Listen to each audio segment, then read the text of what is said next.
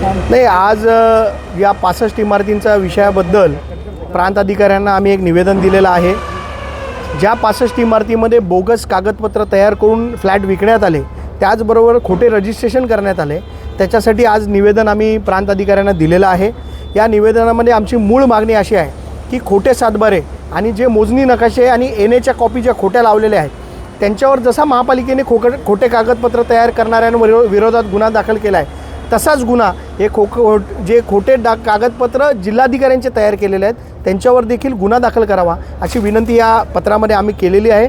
आणि प्रांत साहेबांनी आम्हाला आश्वासन दिलं आहे की जर बोगस डॉक्युमेंट याच्यामध्ये असतील तर त्यांच्यावर तातडीने गुन्हे दाखल करून त्यांच्यावरती कडक कारवाई करण्यात येईल असं निवेदन आश्वासन त्यांनी आम्हाला दिलं आहे। आपण गेले काही दिवस वर्तमानपत्राच्या माध्यमातून, मीडियाच्या माध्यमातून हे बघत आहोत की कल्याण डोंबिवली महानगरपालिकेच्या हद्दीतील 65 इमारतींच्या बाबतीत एक विषय फार मोठ्या प्रमाणात चर्चेला येत आहे।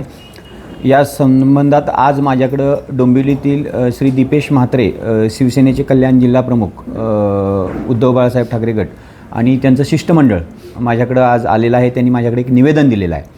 तर या निवेदनामध्ये त्यांनी बेसिक मुद्दे जे उपस्थित केलेले आहेत ते अशा पद्धतीचे आहेत की महसूल विभागाचा जो सातबारा आहे किंवा फेरफार आहे किंवा बिनशेती आदेश आहेत, ते आदेश चुकीचे आहेत किंवा ते आदेशच नाहीत, ते बोगस बनवले गेलेले आहेत। तर माझ्याकडे आत्ताच हे प्रकरण आलेलं आहे। काही ती कागदपत्र आपण आमची मूळ अभिलेख जे आहेत ते आपण तपासू। यामध्ये दोषींच्या विरोधात कारवाई करण्याबाबत देखील त्यांची मागणी आहे। त्यांनीच जी माहिती दिलेली आहे ती अशी आहे की यापूर्वीच महानगरपालिकेने देखील याबाबतीत गुन्हा दाखल केलेला आहे। यापूर्वी 2012 साली याच कार्यालयाने देखील गुन्हा दाखल केलेला होता। ही सर्व माहिती आपण पडताळून पाहू। मात्र एक निश्चित की कोणताही सामान्य नागरिक यापुढं तरी फसून नये अशा प्रकरणांमध्ये याबाबतीत सर्वप्रथम प्राधान्यानं कारवाई करणे अपेक्षित आहे। त्याबद्दल आम्ही पावले उचलू आणि जर का कोणी बोगस कागदपत्र मूळ महसूल विभागाची बनवली असतील तर संबंधितांची चौकशी करून आम्ही कारवाई करू।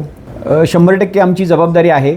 परंतु ज्या वेळेला मूळ अभिलेख आमचा असतं त्या मूळ अभिलेखात बदल केला जात नाही। हा असा कुठला तरी एखादा त्रयस्थ व्यक्ती तिसऱ्या ठिकाणी कागदपत्र करतो बोगस आणि तो दुसऱ्या कार्यालयात कुठेतरी देतो, ते जोपर्यंत आपल्या माहितीला येत नाही, आपल्या कोणी निदर्शनास आणून देत नाही, तोपर्यंत ते आम्हाला माहिती असण्याचा प्रश्न उद्भवत नाही। न्यायालयामधनं आदेश आलेला आहे की अनधिकृत इमारत आहे तरी देखील आपल्या इकडे त्या ठिकाणी रजिस्ट्रेशन होत आहे, पण त्याची माहिती आपल्याकडे नाही। कारण जे रिझर्वेशन प्लॉट आहेत आणि न्यायालयाचे आदेश पण आहेत आणि एक सोडून कमीत कमी 7 ते 8 ठिकाणी असं कोणत्याही फ्लॅटचं ज्यावेळेला रजिस्ट्रेशन होतं त्या फ्लॅटच्या रजिस्ट्रेशनची जी नोंदणी आहे ही महानगरपालिकेच्या मालमत्ता विभागामध्ये होते।